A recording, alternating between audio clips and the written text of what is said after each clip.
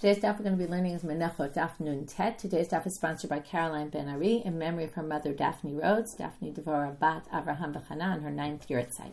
Mom was warm, outgoing, witty, and fiercely devoted to her family. I can't believe it's been 9 years. Today's daf is sponsored by Rabbi Art Gould in loving memory of Carol Joy Robinson, Karina Gula Bat Huda V'Yehuda Tzvi, on her 3rd year at Site.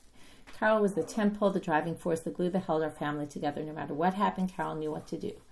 Michal, Miriam, and I miss her terribly, even though she is in our thoughts every single day. To this day, in her sister Debbie's family, they approach any problem by starting with, what would Aunt Carol do? Today's daf is sponsored by Naomi and Adam Furziger in loving memory of Naomi's mother, Bernice Babi Weiss, Zichrona Livracha, marking the Shloshim since her passing. Passion and commitment to family, the state of Israel and community live on in her children, grandchildren, and great-grandchildren. Yehi Zichra Baruch. Okay, we're going to get started with our daf.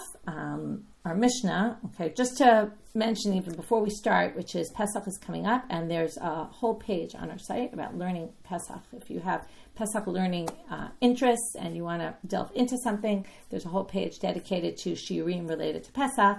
There's a whole course we did, if you remember, with Chavruta Learning, that's available digitally.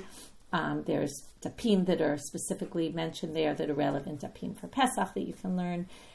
There's other shiurim from beyond the daf content that relate to Pesach. So there's all sorts of opportunities if anybody wants to have some learning before Pesach. Highly recommended. Okay, with that, we'll get started with our Mishnah. Our Mishnah is going to be one of those classic Mishnahs of there's 4 categories. Here are the 4 categories. Here's what's in each of the 4 categories. We're now going to get into the Menachot and see which ones require oil and frankincense, which ones don't require. Okay, we're going to start reading. Yesh tu'unot shemen u'levona. Some require shemen and levona. We're going to see most of them. Okay, shemen velo levona. Some have oil but no frankincense. Levona velo shemen. Some have frankincense but no oil. Lo levona velo shemen, and some have neither levona and nor oil. Okay, now we're going to start with our list. For this, I'm going to start already sharing my screen and showing you the different things that we have here. Okay. Okay. So now we're going to start off with the shemen and levona. What requires shemen and levona? Ele tunot shemen and levona. You can see it's a very long list here, and all the others are very short lists. So the ones that require shemen and levona, minchat hasolet. Okay, I want to already stop here at the first one and show you, number one, how we know the minchat solet needs levona, and what is the minchat solet. The minchat solet is the basic minchat that we have. Okay, it's an individual brings the mincha offering. It's the one we talk about all the time, where you take the dough, you make the batch of dough, you have the oil mixed. You mix the oil with the flour. Okay, it starts here in Pasuk Aleph in chapter 2 of Vayikra. Nefesh ki takriv korban mincha laHashem. If I want to just say I want to bring a voluntary mincha offering to the temple, solet yeh korban. Now I have to use this specific solet flour. Yatzaka leha shemen. I put oil on it. V'natana leha levona. If you remember, then we bring the frankincense. Then we bring it to the altar. Remember, we have to do hagasha. We bring it to the altar. The Kohen then moves the levona to the side, takes the kometz out, burns it on the altar, and then burns also the levona on the altar, and then the rest goes to the kohanim. Now, this is a classic mincha, which is not baked or fried or anything beforehand. Okay? But then the Mishnah, the Torah in Pasuk Daled starts to talk about all these other ones. Mincha ma'afet tanur. There's some you bake in the oven before you do the kometz. They're chalot, belulot, b'shemen, and rikikei matzot. They're either chalot or rikikei matzot. Okay, those are 2 different types. One has more oil than the other. Mincha machvat. You can put it on a flat griddle pan, or minchat marcheshet. That's Pasuk Zayin. Okay, which is a thicker, like a deeper pan, which makes it softer than on the griddle. It's going to be more flat and harder. The minchat marcheshet will be softer. All these are baked or fried or either I guess they're all both fried, those 2, or baked. That is all done before the kmitza is taken. Okay, that's different from the minchat solet, which nothing happens to it before the kometz, just mixed. Okay. Then those are all mentioned in the same section. So those are all here. Minchat solet, machvat, marcheshet, chalot, and rikikim. We assume that whatever it says in the first one, okay, now by the minchat solet it says, solet yeh korbano. Again, it says yitzak aleha shemen v'natan aleha levona. So you pour oil on it and you add frankincense and you put frankincense. So now we're going to assume whatever's true for stolen is true for all the rest that come in that section. Okay. If we continue along in that chapter, we get to the section that we've been dealing with a while, which is Lo Te'aseh Chametz, because Kol Se'or V'chol Dvash, that's Yud Aleph Yud Bet. Then, when we skip to Pasuk Yud Daled, we get to this minchat bikurim, and the chapter ends with the description of this minchat bikurim, which we explained. It says Aviv Kaloi Be'esh Geras Carmel Tikrit Minchat Bikurecha. This is assumed to be talking about the minchat Omer, the one brought on the 16th of Nisan. V'natata aleha shemen, pasuk tevav, you ready? V'samta aleha levona minchahi. I bolded this pasuk because we're going to have a lot to do with this pasuk later on. Okay, we're going to have a whole braita that's going to take up most of all of Abud Aleph, practically, is on this pasuk. Okay, there it says put oil and put levona. So there you see the minchat Omer also. Okay, that happens to be the last one on the list. Before we get to that, we're now going to continue in the Mishnah. Minchat kohanim. Okay, this is bolded. I bolded everything on this list that isn't clear in the pasuk, and we're going to derive out in the braita today. Okay, so the minchat kohanim is the minchat that the kohanim voluntarily offers. So it's similar to the minchat solet, except that if you remember, the entire thing gets burned. Okay, then there's minchat kohen mashiach, which is the minchat chavitin of the kohen gadol. Okay, that says, I think there it says, I forgot to look. I think it says explicitly that it needs shemen and levona. Minchat ovei kochavim, if a Gentile brings a korban to the temple, then also it needs shemen and levona. And minchat nashim, which is a little bit weird that this is listed here, because when it says nefesh ki takriv, it means man or woman. Why would you think to separate a woman? So I guess there was a thought that maybe a woman would bring a korban, it would be different, but the Mishnah is telling you, no, she's no different than a man who brings a mincha, and it would require shemen and levona, both the oil and the frankincense. And then finally we get to the minchat Omer, which we already saw in the pasuk. Now we get to, that's the first category. Second category, minchat nisachim, tu'una shemen ve'ena tu'un levona. So the next is the minchat nisachim. These are the libations that go with the korbanot. Now we already know it needs oil because remember it's chatzi ahin, shlishi ahin, right? A third of a hin, a quarter of a hin, or a half a hin, depending on if it's a par, ayil, or kvasim. Remember, 6 log for the par, 4 log for the ayil, and 3 log for the sheep. So that definitely needs shemen. It doesn't say anything about levona, and now we're going to darshan later that no levona on those. Lechem apanim, ta'un levona ve'en ta'un shemen. Well, we know it's lechem apanim, that it needs frankincense, because remember you have the 2 bowls of frankincense that go with the lechem apanim, but it doesn't say anywhere about oil. They assume there's no oil. Now, where we get this, again, we're going to see in the drasha. Shtei lechem, u'minchat chotei u'minchat knaot, ein ta'unim lo shemen ve'lo levona. Okay, now, the minchat chotei and minchat knaot we've discussed, and it says explicitly in the Torah that the minchat chotei, and from there they learn to the minchat knaot. Okay, let's review what these things are. Minchat chotei is if you sin in certain particular sins, like tumat mikdash v'kodashav, and you don't give testimony. There were a few things there. It's called an korban olevi yoreh, the sliding scale offering. If you can't afford, then you bring the cheaper version, right? Which is, if you can't afford the animal, the bird. If you can't afford the bird, you bring a mincha. And that mincha comes, it's no frills. Okay, in fact, the topic of Dina Daf this week is the no frills mincha. Okay, she delves in depth into that. The minchat knaot is the sota, which is also, both of those are sinner offerings, because they're sinner offerings, so they come as basic as possible. Okay, even though we said, right, shelo yehei chotei niskar, on the other hand, you're getting rewarded that you're a sinner and you don't have to add extra things to your korban. On the other hand, we don't want it to be a nice korban because you're a sinner. But the shtei alechem, it doesn't say anywhere. Okay, the shtei alechem on Shavuot, remember you bring with the 2 sheep. So we're going to have to figure out where we get that one has no levona and no shemen. Okay, that's the end of the Mishnah. Okay, so the Mishnah told us a lot of things, but didn't tell us a lot of things because there's certain things we were able to find in the Psukim and certain things that were not. So now we're going to go into this. Before we get to the drasha and the Psukim, first we have one small section, which is Omer of Papa. I'm actually going to leave the top chart on still. Omer of Papa, Kol hecha d'tnan eser t'nan. Wherever it talks about these categories of the minchat solet and other things, it's always 10. Okay, this is anyway one way to understand Rav Papa. There's 2 different ways, but we're going to go with this approach to understanding that what he means is the number 10, which is if you count, there's solet, machvat, marchesha, chalot, rikikim, that's 5. Then you have minchat kohanim, kohen mashiach, ovei kochavim, nashim, and omer, that's 10. Okay, that's another 5, we get to 10. what he's saying is there's a list of 10 here, and we're going to see in the next Mishnah also, right? These are all going to go together. There's a few other upcoming Mishnayot where they're all the same 10. Okay, they go as a pack. Okay, what's he trying to tell us? I mean, really, what? I can't count? So the Gemara tells us, La'afukim de Rabbi Shimon, da'amal, mechza chalot u'mechza rikikin yavi, kamash balantilo. What he's trying to do is say, I don't agree with Rabbi Shimon. Rabbi Shimon thinks, now when you bring chalot and rikikim, you make 10 loaves. It's either 10 chalot or 10 rikikim. Okay, the way they translate rikikim in English is wafers. Okay, they're just harder than the chalot, but they're all kind of matzah. Don't get confused. Challah is not leavened challah, right? It's flat matzahs. But they're different in their form, in their texture, or I can't think of the word, but you know what I mean. Anyway, the point being here that we have chalot and we have rikikim.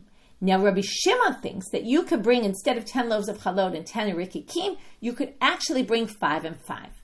So he says, according to Rabbi Shimon, there would be 11 here, because you could do solat, machvat, marcheshet, chalot, rikikim, and chalot, rikikim, half-half. That would be a 6th list in the list. At least, again, this is one way of reading the sugya. There's different explanations of what he means here. But if we go with that, basically what Rav Papa is telling us is, I don't agree with him. You can't do half-half. It's only 10. Okay? You have either rikikim or chalot. Okay. Now we start with our braita. And for this, we have the second chart on the page, which is going to start with these drashot and the braita. The structure of our Gemara for now, until we get to the next Mishnah, is these 4 sections of the braita, which are each darshaning a different part of this pasuk in chapter 2, verse 15 of the minchat Omer. Natata aleh hashemen v'samti aleh levona minchahi. Don't get confused. It's not the pasuk about the solet. That was the yatzak aleh hashem and natan aleh levona. It sounds very similar, but that's not the one. It's natata aleh hashemen samta aleh levona minchahi. So we're going to darshan natata aleh hashemen. We're going to darshan samta aleh levona. We're going to darshan minchat, and we're going to darshan he. Okay? 4 different things. 3 are going to be to exclude cases, and 1 is actually going to include a case. Okay? So let's start with the braita. What we're going to do is we're going to read the braita. The braita is going to explain the drasha. It's going to say a little bit, why would you even thought that this would be included and now you have to exclude it? And then we're going to go to the Gemara, where the Gemara is going to dissect these drashot and say, why this and not, okay, if we go back here, what they're basically going to say is, how do we know that minchat nesachim doesn't need levona? How do we know lechem apanim doesn't need oil? And how do we know shtei lechem doesn't need either? And each time they're going to say there's a special mi'ut in the pasuk, where the pasuk says this word to say not some other case, and it must be this case. And then each time they're going to ask, and this is why I bolded them in the chart, why not minchat kohanim excluded? Why is minchat kohanim included and these are excluded? Okay, and for that, we have these charts at the bottom, which compares all the ways it's similar. The minchat Omer is similar to minchat kohanim versus how it's similar to lechem apanim, and we're going to have a back and forth there. Okay, if you didn't understand that, that was just to give you a framework. We're going to now go in depth, and you'll understand as we go through. Tanu Rabbanan. So the braita says, Natata aleh hashemen, v'lo alechem apanim shemen. So because it says you put on this oil, meaning on the Omer mincha, it's to exclude some other case that you don't put oil on. Where do you put oil? Well, we need a case where you do the levona, which is the lechem apanim, but you don't do oil.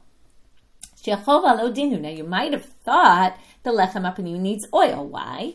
Well, you might have said like this: Ma minchat nesachim, the one that goes as a alongside the korban, the libation one. That one, Eina Tuna Levona, doesn't need frankincense, which we're going to darshan in another minute. It's a bit of a circular argument here, but we're going to see in a minute that it doesn't need Levona, and yet Tuna Shemen. So while it doesn't need frankincense, it does need oil. I told you, we know it needs oil because it says, Revi'i dahin, Shlishi dahin, all that, right? How much oil it needs says so explicitly in the Torah.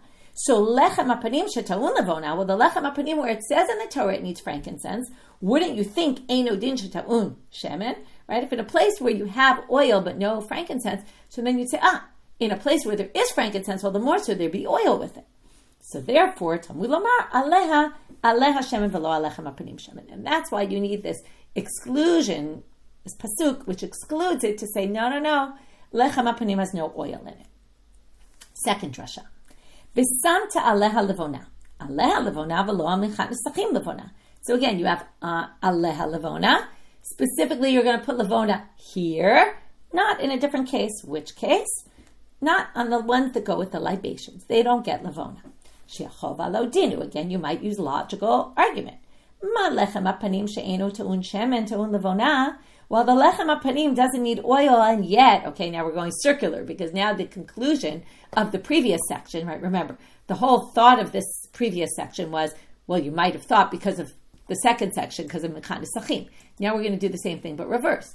You might have thought, ma lechem apanim she'enu te'un shemen te'un levona. Now, lechem apanim doesn't need oil, which we just proved, and yet it needs frankincense. So maybe you would have said, minchat nesachim she'tuna shemen, that the Torah tells us it needs oil.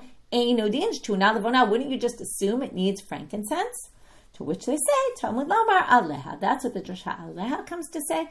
Aleha levona v'lo minchat nesachim levona. You're going to need levona on the Korban Omer, but not on the nesachim. Third Drasha. This is completely, we're not even going to get into this too much in the Gemara, but this is completely different than all the others, because I'll tell you why, because the one it's going to include is not even on our list. Okay, you'll see why in a minute. Mincha l'rabot, this is to include another case, minchat shmini l'levona. What's minchat shmini? On the 8th day of the Miluim. Now you can see why this is different, because this was a one-time korban. It happened once in history. The Mishna is not bothering to tell us about the one time in history. The braita is. The braita says, oh, the fact that it says mincha comes to include an additional case of a mincha. What case needs levona that we wouldn't have known otherwise? The mincha they brought on the 8th day of the Miluim, which was that was the highlight day of the 8 days of the Miluim on the consecration of the tabernacle. So that one needs 8th day. Okay. What's he coming to do?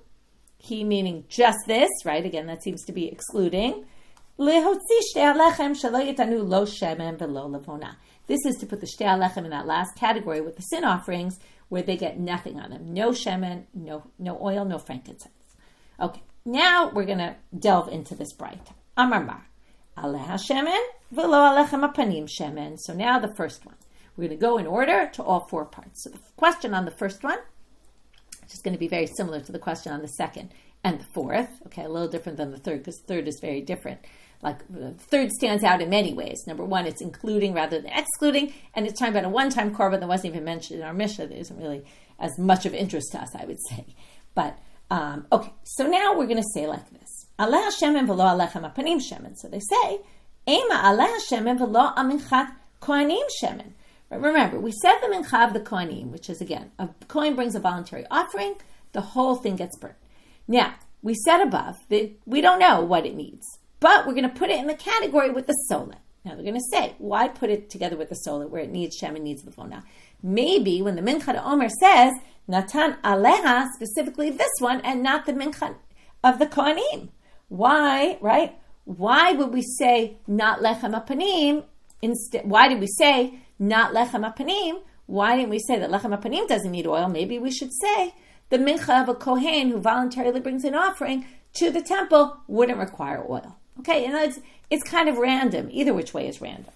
So now they're going to say, Mistabra minchat kohanim havale l'ribuya. So they're going to say it's just more logical that if you're going to have something, and now we're going to go to this list of how similar, we're going to basically compare, how similar is the minchat kohanim to minchat Omer, that we would say the same thing's going to apply for both, as opposed to lechem apanim. We're going to come up with a list of similarities of the minchat kohanim to the minchat Omer and say, look, these are so similar, it's more likely we're going to have the same halacha for both, and the lechem apanim stands alone. Okay? How so? So it's more likely to say the kohanim would be included and lechem apanim would be excluded. Why? Because if you compare them to each other, you're going to get shekem isaron. Number one, how much you use for the minchat Omer, and isaron of solet. How much you use, right? It's 1/10 of an ephah. Also, minchat kohanim is an isaron. If you remember, the lechem apanim is 2 esronim per loaf. Kli. Okay, they're done in a vessel. Okay, meaning the minchat kohanim goes in a vessel, sanctify it. Remember, the mincha usually goes in a vessel. It becomes sanctified in the vessel, and then you start taking the komets out and all that. The minchat Omer, same thing. The lechem apanim is not sanctified. Remember, the lechem apanim, it's sanctified when it gets baked in the oven. Okay, it doesn't necessarily have to go in a kli, so it doesn't actually get sanctified in a vessel. Okay, why doesn't it go in a kli? Well, the reason's going to be because it doesn't need oil. So if you don't need oil, okay, the lechem hapanim needs lavona, it doesn't need oil, you don't really need to mix it in a bowl. The kli is to mix the oil because it's balul b'shemen, it's mixed with oil, and you don't have that in the lechem hapanim. Okay, chutz. Both these, and as again, every time we have to find minchat Omer and minchat kohanim are similar in a way that the lechem hapanim is not. They both happen outside. We're outside in the courtyard, okay, in the azara. They don't happen in the heichal, in the inner sanctuary. Whereas lechem hapanim, where does it go? On the shulchan. So that, again, stands alone from the other two. Tzura. Okay, tzura has to do with lina, the disqualification of leaving it overnight. Remember, it already starts looking bad by the next day. So these get disqualified overnight, the minchat kohanim and the minchat Omer. By the next day, they're disqualified. The lechem hapanim, okay, like if you didn't offer it on the altar, the lechem hapanim sits there for a week. Remember, that was the whole miracle of it. It didn't get stale. Hagasha. They both need bringing it to altar. There's the minchat Omer and minchat kohanim have to be brought. Most of them can say you have to lahagish, to bring it close to the altar, to the southwest corner. It's the one right next to, because it's El Pnei HaMizbech and Lifnei Hashem. Ishim, they get burned. Part of it gets burned, or in the minchat kohanim, the whole thing gets burned. The lechem hapanim, nothing gets burned of it. Okay? So, it's similar in those ways. To which, the Gemara says, what are you talking about? Okay? It says, Adrabah, you could say the opposite. Lechem hapanim havalei riboy shekain, and now we're going to have a list, which is the same number of similarities between lechem hapanim and the minchat Omer. What is that? Tzibura, they're both public offerings. Lechem hapanim is public, right? It's not an individual, it's for the community. So is the minchat Omer. Chova, it's obligatory, right? The minchat kohanim is an individual, voluntary offering. Tamya, because these are tzibur, so they're hutra betuma, remember, you can do them even if you're tameh. Da'achil, parts of them get eaten, or the whole thing of lechem hapanim gets eaten, the minchat Omer, the remainder gets eaten. Minchat kohanim, the whole thing gets burned. Pigula, now, there's laws of pigul for lechem hapanim, there's laws of pigul by the Omer. There's no laws of pigul for the minchat kohanim. Why is that? Because the minchat kohanim gets completely burnt, in order for there to be pigul, there has to be something gets permitted by something else. Well, there's nothing that gets permitted of the minchat kohanim, it just burns completely on the altar. And b'shabta, and they're both permitted on Shabbat. The individual offering of a kohen, he can't bring it on Shabbat. So why would you say, right, in the end, this is a zero-sum game? We're back to where we started, to which they say mistabra nefesh. In the end, and this we're going to go back to a few times today, in the end, the minchat kohanim really comes from the word nefesh. In other words, yes, we compared it to the minchat Omer, and we would have thought, this whole drasha comes from the Omer, but if we're going to exclude something, we're going to exclude something that makes sense to exclude, and not something that doesn't make sense to exclude. Now, why doesn't it make sense to exclude the minchat kohanim? Because if we go back, again, there's 2 psukim in this chapter, and that's why I wanted you to see all the psukim that talk about it needs shem and it needs lavona. One is the Omer, which is where the drasha is coming out of, but the other is the first pasuk about a minchat solet. And what's the standard minchat solet? It's for a nefesh, for nefesh ki takriv mincha, an individual who decides to bring a voluntary offering. So why would we distinguish between a kohen who wants to bring a voluntary offering and a Yisrael who wants to bring a voluntary offering? Okay, now we do distinguish because the laws are different. The kohen one gets burnt completely. But for this issue of shemen and lavona, if you're going to say, well, one is included, one is excluded, it makes more sense to put the kohen in the category where it's just like the minchat solet, where it has both shemen and lavona. Okay, so that was stage 1. Once you get stage 1, stage 2, and stage 4 are going to be kind of very similar. So, Amar aleha lavona v'lo minchat nesachim lavona. So again, they're going to say, why are you excluding minchat nesachim and not excluding minchat kohanim? Ema aleha lavona v'lo minchat kohanim lavona. Maybe the minchat kohanim doesn't require lavona, and not the maybe the minchat nesachim does need. Mistabra minchat kohanim havalei l'ribuye. Makes more sense to include the minchat kohanim. Now, what I did here, now I'm going to explain the bolded. What I did here, I bolded the ones that are different in each one, because in the end, all of these are comparing to minchat kohanim and minchat Omer, but they're choosing different words sometimes. Some are the same, some are different, because it depends what the comparison is. If you're going to compare it to lechem hapanim, so certain ones are going to be there, chutz, let's say. Okay, but none of the other korbanot happen inside, so chutz is not going to be in a later list because it's not relevant. Minchat nesachim also isn't done b'chutz, and the shtei alechem that we're going to get to isn't done b'chutz. So each list changes a little bit, some stay the same. So I bolded what's different. Okay, shekain isaron balul belog. Okay, you have an isaron. Well, all of them have an isaron. Okay, in other words, every time we make the minchat kohanim comparison to the minchat Omer, it's all isaron as opposed to all these others have more than one isaron. But it's balul belog. Okay, there's one log. That's something unique for minchat kohanim, minchat Omer, different from the minchat nesachim also. Okay, this, by the way, didn't come up before because lechem apanim is with a log and the shtei lechem is with a log. But anyway, the point being here, the minchat kohanim and minchat Omer have a log, and the minchat nesachim already we learned 3 log or 4 log or 6 log, totally different amount. Mugash, also hagasha, which is not, the minchat nesachim doesn't need hagasha. You don't need to bring it to that southwest corner. And biglal etzim. Biglal etzim means on account of themselves. They're a unique standalone korban, whereas the minchat nesachim comes together with, right? Only because you're bringing a korban does this come. It doesn't come on its own. It's not like that sacrifice has its own independent status. To which they say, Adar. You could say the reverse. Okay, these we saw already before. It's korban tzibur. Okay, also the minchat nesachim goes with korban tzibur, like the korban tamid or the musafim have all these nesachim. Chova, it's obligatory. Itame, it's hutar b'tum'ah, it's permitted if everyone's tameh. And on Shabbat you can do it. Okay. So, mistabra, nefesh. In the end, they say, fine, you're right. It's similar to that, but in the end, it's the nefesh issue. That's what puts us over the edge and says we're going to exclude the nisachim, we're going to include the minchat kohanim. Okay, next. Mincha, l'rabot minchat shmini l'levona.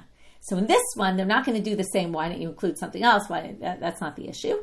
The issue here is, why did you need a drasha for this? Why did you include, not exclude? Why don't you say mincha means just this mincha, not a different mincha? You could have said that. So they say, ema lahotzi. Why don't you say it's excluding that? Maybe it doesn't need levona. So they say, hi mai. What would you, I don't understand.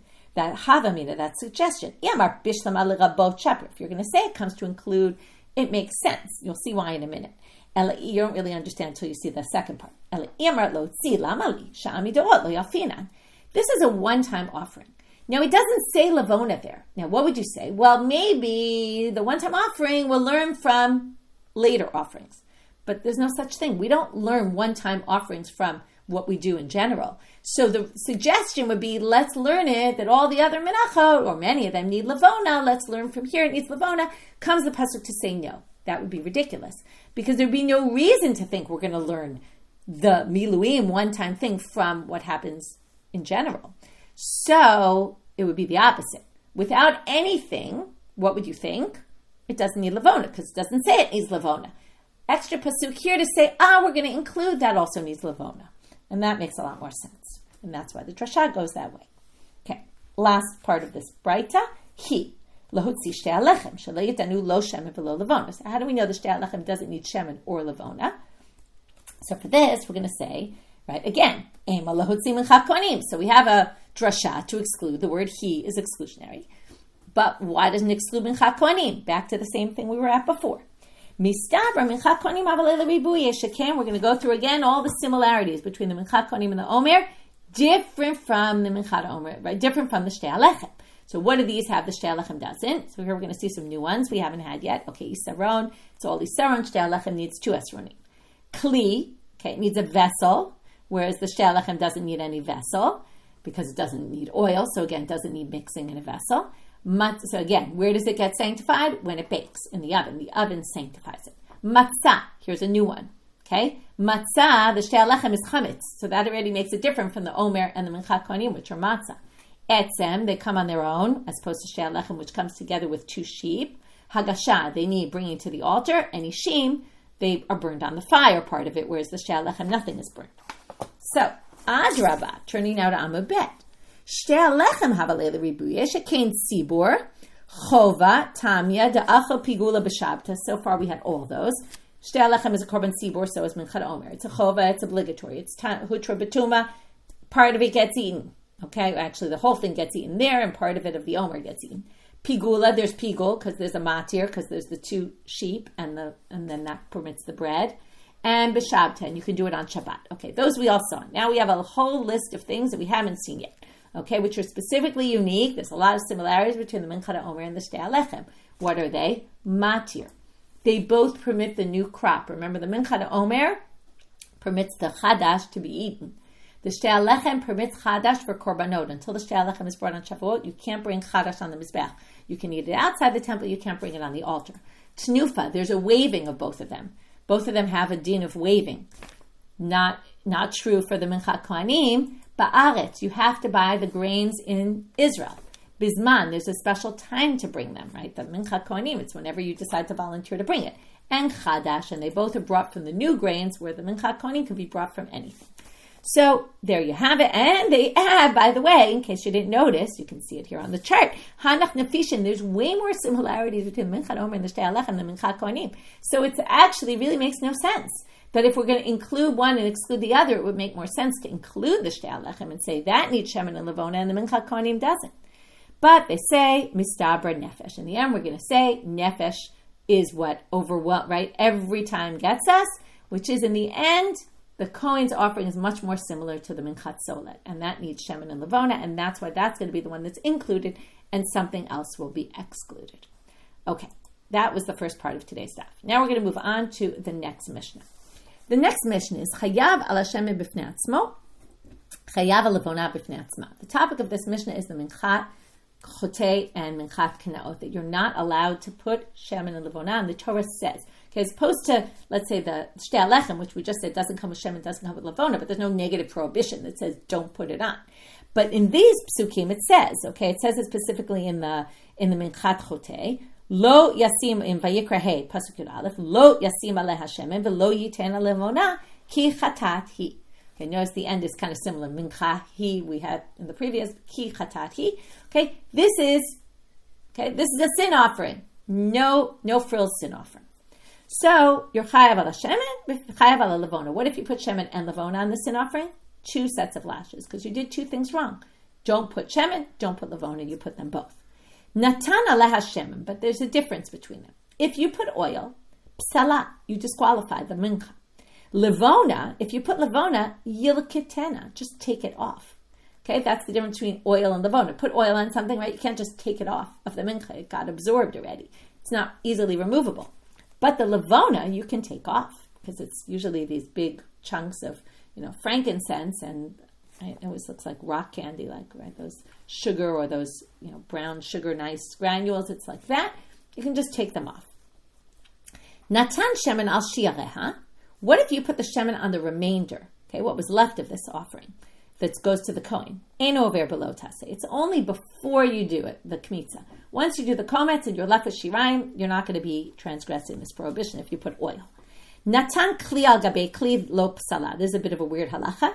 If you put a vessel with oil in it and you place it on top of the vessel where the mincha's in, you're not going to be chayav. Okay, maybe you would have thought, because it says don't put on it, like on top of it, but no, it means actually touching it. If it's not touching, it's not a problem. So now the Gemara starts with a braita. Tanu Rabbanan, lo yasim aleha shemen, ve'im sam pasal. Okay, now we're now going to distinguish in this pasuk. We're going to show in this pasuk how we get to the halacha and the Mishnah of this distinction between the shemen will disqualify it, whereas the levona won't.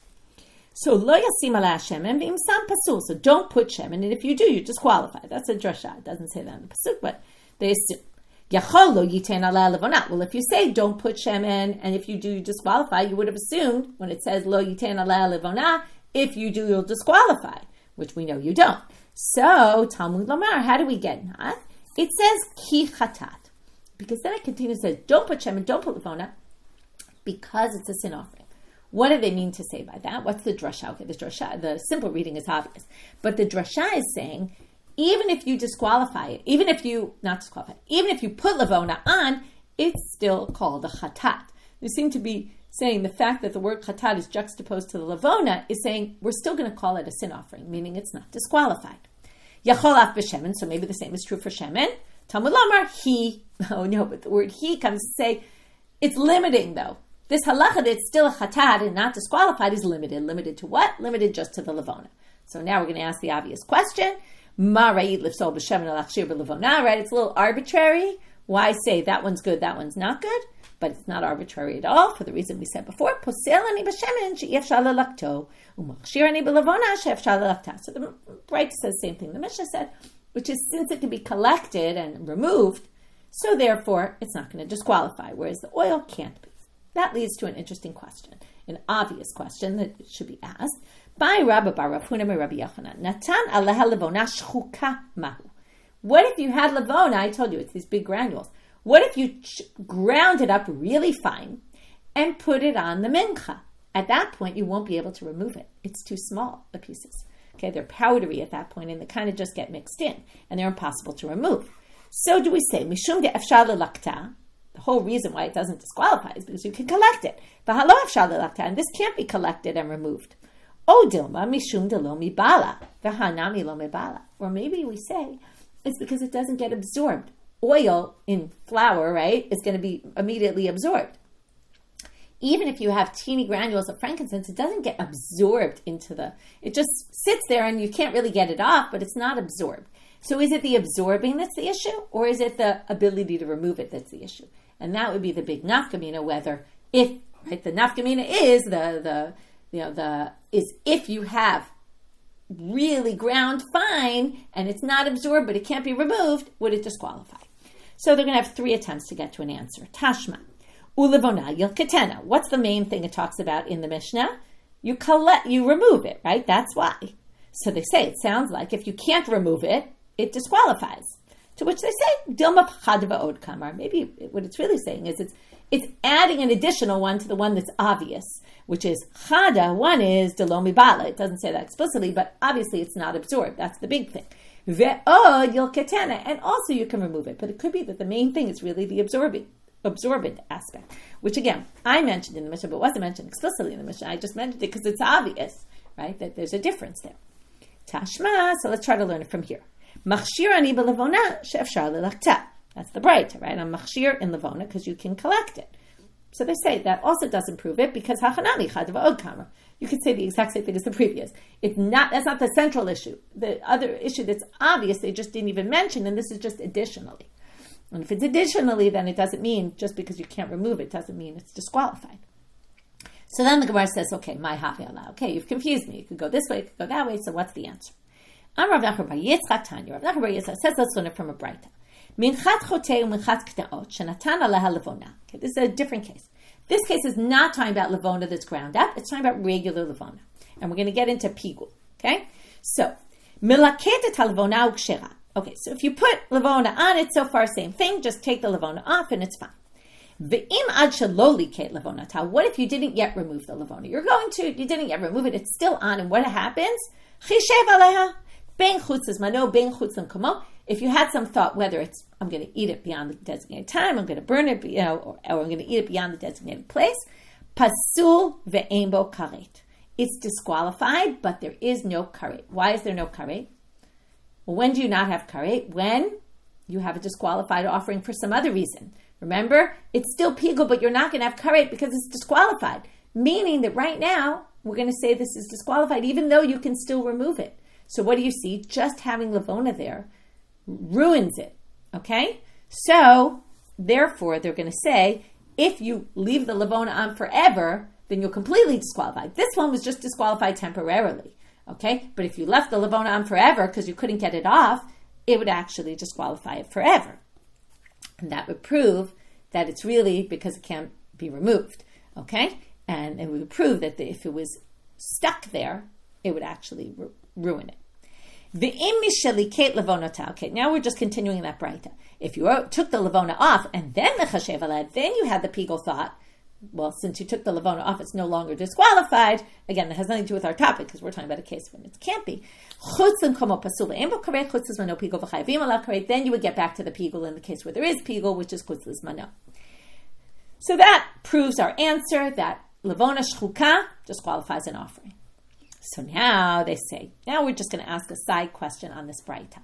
The braita seem to say that it's, while the levona is on, it's disqualified, but it's not completely disqualified, because if it was completely disqualified, if you would look at it, now they're just going to say like this, I'll read it inside and then we'll explain. V'tehave pach, why wouldn't it be like you took a jug of oil and poured it on there? V'amai pasla b'machshava dachoyu. It shouldn't even, it says pasul ve'ein bo karet. That means it's not going to be karet, because in order for karet to happen in pigul, it has to be, everything has to happen the way it's supposed to. But they're saying it shouldn't even be pigul at all. You shouldn't even call this pigul. It shouldn't even be the pasul part of pigul. Why? Because in order for something to be pigul, it even be called, this is a disqualified offering because you have this thought, it has to be something that could go on the altar. And this can't go on, if you poured oil, it wouldn't be able to go on the altar, it would be completely disqualified. Be dachoy, it would be completely rejected. So this is temporarily rejected, but while it's rejected, it should be rejected. And meaning, pigul shouldn't apply to it in any way, shape, or form. Forget, okay, fine, there's no karet, but it shouldn't even be pigul. Shouldn't be a problem. So, we're going to have 3 answers to this. Amar Abai. Chatat karya rachmana. So Abai gives the drasha answer. It says chatat. If you put lavona on, it's called a chatat. It's still a chatat. That's enough for pigul to kick in. Now again, you won't get karet because you disqualified it for some other reason, but it's not so disqualified that we'll call this not even able to be sacrificed, that there's no pigul. No, it's called a chatat still because of the pasuk. Rava Amar. Now this whole thing is premised on dachoy. Remember what dichoy is? Dichoy is the korban's rejected. Once it's rejected, right, even if it comes back later, which is what's going to happen here, because you're going to take off the lavona and it's going to be fine, but if it was temporarily rejected from the altar, it can never go on the altar again. If it can never go on the altar, there should be no pigul relevance to this. Okay? So, we're going to say, Rava says, Haman, so Abai says special drasha that overrides it here. Rava says, Hamani Chanana Mitzri. You could say this source is Chanana Mitzri delele dichoy, and he doesn't hold by this halach of dichoy. How do we know? Remember this from Yom Kippur? Detanya Chanana Mitzri Omer afilu dam bekos mevi chavero shalo hagrala umizavegla. If you're in the middle of doing the korban pesach, and what happens? Remember, you have 2 sirim. You do the hagrala. One goes to Azazel, gets thrown off. One goes to be sacrificed. If while you're doing the blood and you have the blood, you already sacrificed the first animal, the other animal drops dead, and you can't now bring it, the siyur mishtalech, right? The siyur lazazel. So what are you going to do? If you say dichoy, right now you can't bring the blood.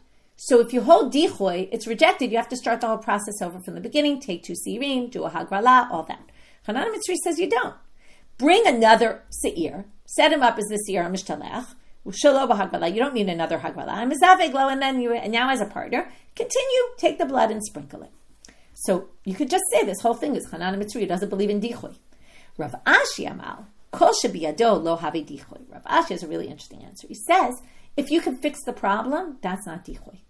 What's the problem with the lavona? You put lavona on. You can easily take it off. So while the lavona is on, that's not called dichoy, even according to the one who holds by dichoy, because you can easily fix it. So now, how do we know this? Rav Ande Kavateda Rav Ashi Mistavri says, Rav Ashi says makes sense. With this, we'll end for today. Deman Shamalei Dile Dechuyin, Rabbi Yehuda. Rabbi Yehuda is the one who has dichoy. He's the one who holds by dichoy. Ditnan, how do we know? Because let's hear about Yom Kippur. Or Amar Rabbi Yehuda, Nishbach Hadam, if the blood spills, Yamut HaMishtalech, you have to let the Mishtalech die, you can't use it. Meit HaMishtalech, if the Mishtalech dies, Yishafech Hadam, you have to spill the blood, and again, in both cases, you'd have to start the process all over, because it was dachoy. But, Ilu Hecha de Biyado, but there's a case where you can fix the problem, and let's hear what Rabbi Yehuda says. He's going to say it's okay. Tanya, you might remember this, Rabbi Yehuda Omer, Kos hayam emalei midam ha'rovov v'zor kos rikachad keneged ha'yesod. With the Korban Pesach, there was a concern with so many people that maybe some of the blood got spilled and never went on the altar. So they would stop up the drain that was taking the blood out. Remember, the kohanim would be up to their knees in blood, and they would collect a cup from the mixture. They would say, oh, this must have a combination of all the bloods, put it on the yesod, and that would cover everybody, basically, in case their blood had spilled. How could you do this? If it fell on the floor, it was dachoy while it was on the floor. But since you could pick it up, so you can fix it. And since you can fix it, it's not dachoy. If we hold by dichoy, we would say you can never use that blood again. It's already, while it's on the floor, you can't use it. So when we call that rejected, so because biyado, it works, and that's the third answer to that side question we had on the braita, as why is this considered dachoy? Okay, either there's a special drasha, we don't hold by dichoy, or even if you hold by dichoy, you wouldn't hold in this case because you can fix the problem. Okay, we'll stop here for today. We'll just do a quick review. We did all the cases that have Shem and have Lavona, don't have Shem and don't have Lavona, or don't have either. Where did we get it from the Psukim? Some were very clear. Others, we had those 4 drashot that had to include or exclude, mostly excluding. The only inclusion was that one time, the one off, which really didn't relate to our Mishna. But the other 3 were these exclusions, and then we had a whole discussion. Why do we exclude that one and not the minchat kohanim? And every time we said, well, this is similar in that way. Then we said, but that's similar in that way. And then we, all comparing them to the minchat of Omer. In the end, we said the minchat kohanim must be included because of the nefesh. It's much more similar to the minchat solet, and therefore it must be included and the others excluded. Then we had what if you put shemen and levon on the minchat kote, you get lashes. And then we talked about, but there is a difference. The shemen disqualifies it. The levona won't disqualify it because it can be fixed. What if it's shchuka and it can't be fixed? In the end, we concluded, yeah, you're right, it is disqualified in that case. Okay, even though it's not absorbed. That was the whole question. Is it the fixing? Can it be fixed or absorbed? And then we ended with the third braita that we brought to prove, to get to the answer to that question, had this other element that we had some trouble with, which I just reviewed, so we're going to stop here. And with that, we finish for today. Wishing everyone a good day, safe day, quiet day. Hoping for return to normalcy soon. Wishing everyone a good day.